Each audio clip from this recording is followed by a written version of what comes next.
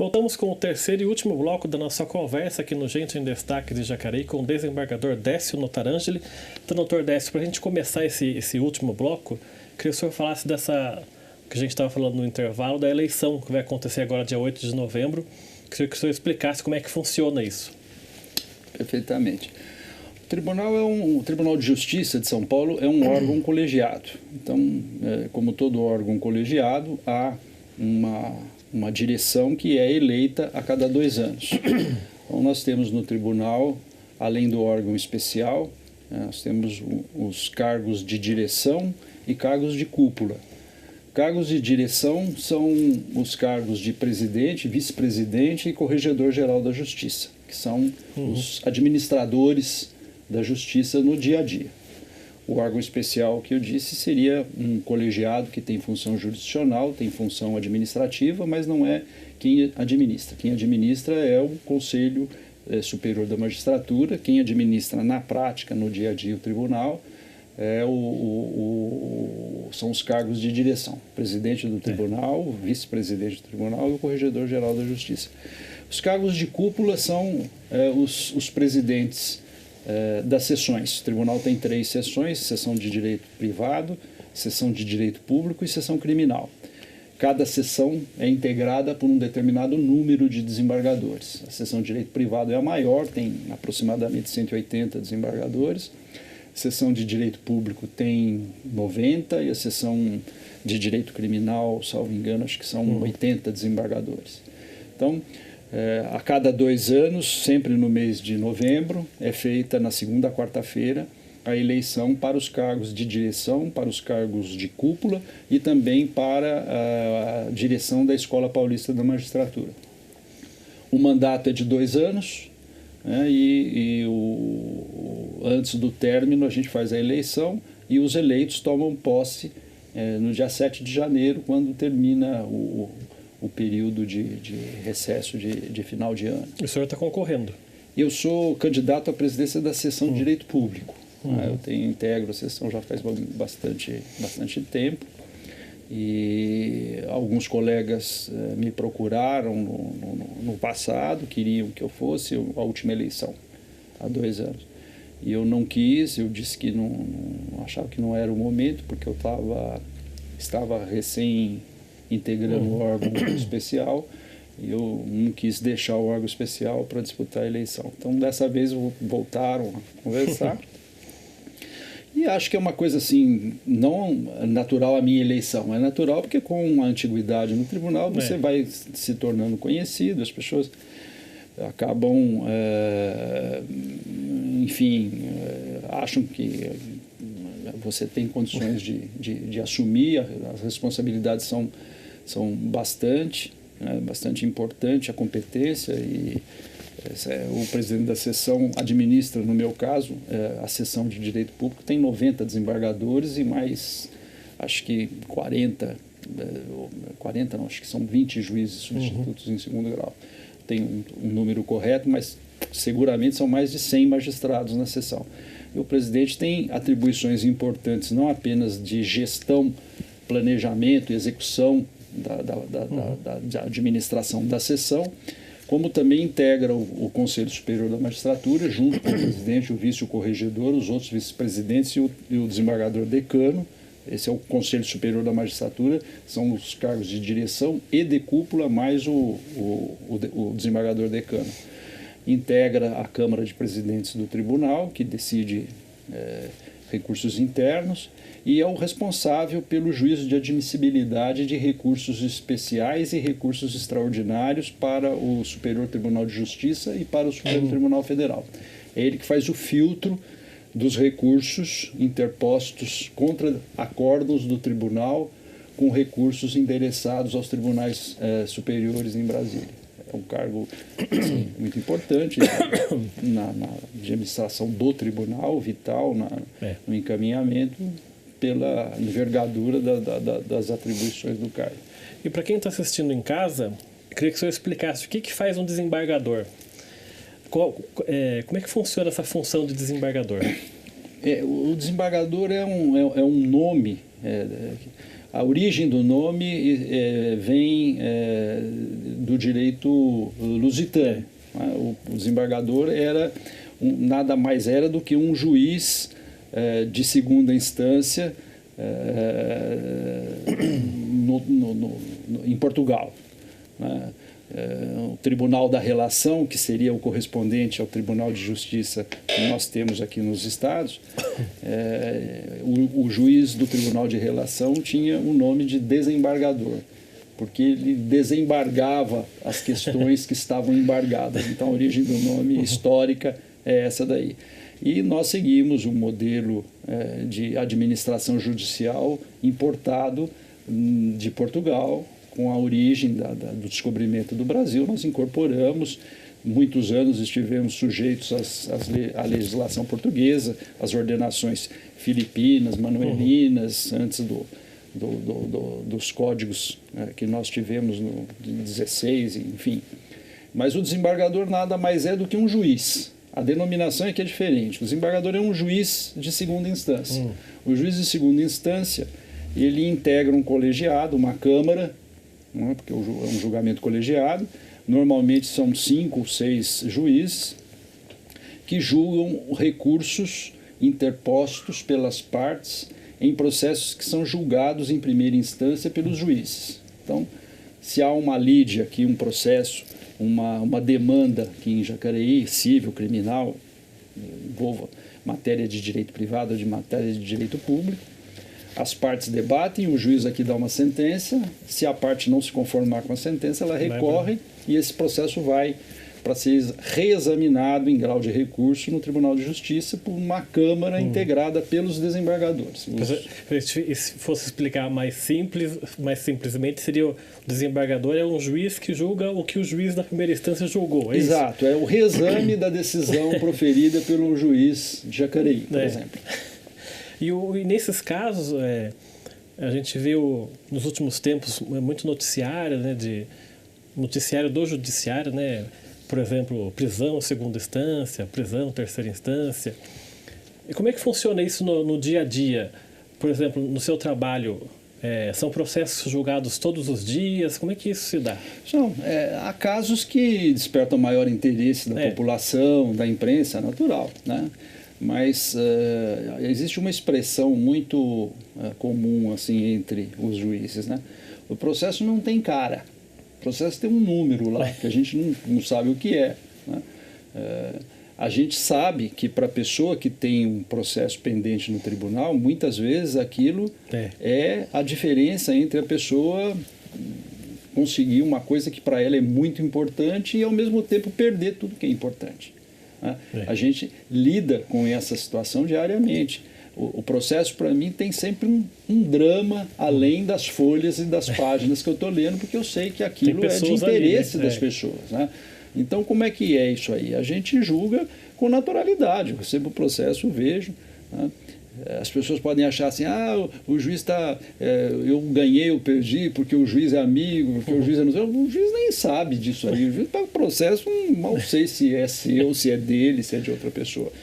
Não significa que eu não esteja preocupado com o problema. Ao contrário, eu não estou preocupado em saber quem é o dono do problema. Eu quero resolver o problema aqui, que é trazido para ser julgado, para ser conhecido. E aí é uma questão de vocação, de dedicação, de estudos, né? Porque exige conhecimento jurídico, exige experiência, exige conhecimento de vida, né? A pessoa tem que saber resolver os problemas. E isso é uma coisa que você desenvolve com o tempo, né? E é exatamente isso que o senhor falou, né? Uma decisão sua pode ou melhorar a vida daquela pessoa que está esperando ou então arruinar a vida de outra pessoa, né? Exatamente. Tem que essa balança deve ser essa responsabilidade, né? É responsabilidade isso, né? O juiz ele é uma função espinhosa, porque quando ele na melhor das hipóteses, ele vai sempre desagradar uma parte. No processo sempre tem duas partes, é o autor e o réu. O juiz não pode julgar a causa empatada, né? Então, às vezes até acontece, a parte pede uma condenação em 200 e o juiz condena 100, mas é circunstancial.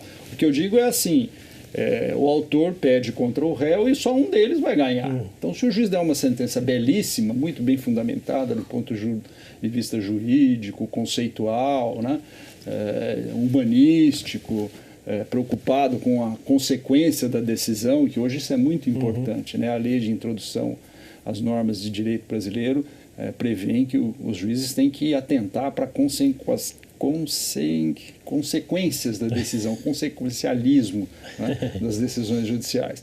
Então, o juiz tem que pensar, sopesar todas essas coisas e tentar fazer o melhor possível. Né? A gente está chegando quase no final do nosso programa. Agora, a parte do direito na sua profissão, quando o senhor está de folga, assim, de férias, o senhor gosta mais de fazer o quê? Vai viajar? Sei lá, o que o senhor... Pessoalmente, eu gosto muito de viajar. Eu e a minha esposa, a gente, na verdade, quando nós nos conhecemos, o que motivou foi exatamente o gosto por viagens. Ela gostava, eu gostava, a gente acabou se conhecendo. E conhecendo até no fórum, porque ela era, na época, promotora de justiça, hoje está aposentada, é procuradora de justiça aposentada, mas eu a conheci ainda promotora quando trabalhava no Fórum João Mendes em São Paulo. Ela era promotora numa das varas de família. Nós casamos há mais de 30 anos. E foram as viagens que sempre nos motivaram, a gente gostava muito de viajar. Eu não tenho, a vida do juiz é uma vida assim tranquila, não tem muita coisa a fazer. Eu sou mal acostumado, porque eu digo que eu sou mais ou menos como o meu pai, né? Eu atualmente estou numa fase que eu pago para não sair da minha casa. Eu adoro ficar em casa, eu acho a minha casa gostosa. Então eu vou ao clube, agora nem ao clube tenho ido mais, mas eu vou ao clube, eu gostava de nadar, eu gosto de andar de bicicleta, às vezes em São Paulo eu ando, nós temos lá ciclovias na margem do Rio Pinheiros, eu gosto de pedalar ao sábado e domingo, de vez em quando eu saio. Não sou muito de série, hoje está na moda agora série, todo mundo assiste série. Aliás, a minha mulher assiste todas, conhece todas, sabe todas as séries. Eu não ligo, não gosto muito. Às vezes jogo um pouco de jogo no computador, alguma coisa assim. Livro, gosto de ler de vez em quando, mas também nada relacionado com a área jurídica, porque eu digo que eu não quero fazer hora extra. Minha mulher, de vez em quando, ela gosta de série, de investigação, de tudo. Ela fala, olha, ela brinca comigo e aí não... Mas eu gosto dos filmes do Sylvester Stallone, porque você é diversão pura, você não tem que se preocupar com nada, sabe que no final vai dar tudo certo e não acontece nada de novidade. Né? E o senhor é um homem religioso? Eu sou religioso, sou católico e místico também, né? Porque não há bruxas, pero los hay. Então eu sou místico, sou religioso e tenho assim bastante respeito pela parte da espiritualidade. Acho que nós estamos aqui de passagem, né? Todos vamos um dia deixar escrito alguma coisa na história e a ideia é fazer o melhor possível. Tratar as pessoas com respeito, com consideração, né? como você gostaria de ser tratado. Né? Então eu acho, não é porque a pessoa tem um cargo importante ou que exerce uma profissão assim de influência que ela vai tratar mal as pessoas. Ao contrário, eu sempre procurei tratar bem os mais humildes. Essas pessoas é que precisam da nossa atenção, porque os poderosos eles já têm aqueles que vão estar ao lado deles para poder fazer reverência. Então eu considero que você precisa ter respeito, consideração para as pessoas mais humildes e aplicar os conceitos religiosos, né? Não precisa ir à igreja diariamente, semanalmente. Você pode muito bem fazer a sua oração no resguardo da residência, sozinho, sem luzes, sem holofote, sem nada, né? E acho muito importante, a religião é muito importante porque dá um conforto espiritual, dá um conforto para a alma, né? Nos momentos de agonia, muitas vezes a gente somente encontra conforto na religião e no conforto que ela proporciona. Para a gente encerrar agora, a última pergunta, a gente repassou toda a sua trajetória aqui, né? Desde a infância aqui em Jacareí, no João Feliciano, falamos dos seus pais também. Olhando para trás, do que o senhor sente mais saudade na sua vida? Isso é uma coisa que eu já pensei, você não está pegando de surpresa, não. Eu já pensei muito nisso, né?